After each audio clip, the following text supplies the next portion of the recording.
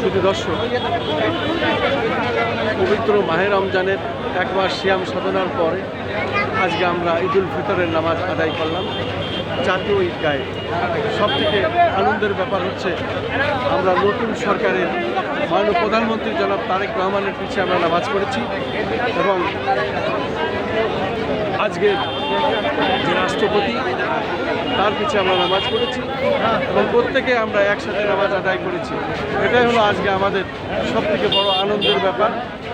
আমরা আমরা আমরা কিছু মানুষের সাক্ষাৎ গ্রহণ করছি। ঈদের নামাজ পড়ে আপনার কেমন অনুভূতি, কি আপনার নাম পরিচয় দিয়ে একটু বলুন। আমি পুরোনাগার বাসিন্দা, এখানে আসলাম নামাজ আদায় করার জন্য। আনন্দ মুহূর্তে খুব ভালো লাগছে, সবার সাথে একসাথে আদায় করলাম। আপনি মাননীয় প্রধানমন্ত্রী এবং মহামান্য রাষ্ট্রপতি তার পিছে নামাজ পড়েছেন, একই সঙ্গে নামাজ পড়েছেন, আপনার কেমন লাগছে, মনের অবস্থাটা কি? রিয়েলি হ্যাপি, রিয়েলি ভালো লাগছে, খুব ভালো লাগছে, খুব ভালো লাগছে। কিন্তু আমি প্রথমবার পড়েছি। আচ্ছা আচ্ছা।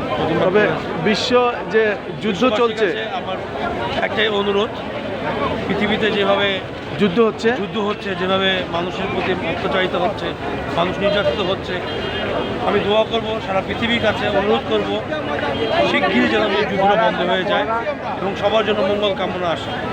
এই আমার সবার কাছে এটি আমার ঈদের বার্তা। আপনাকে ঈদ মোবারক, ঈদ মোবারক।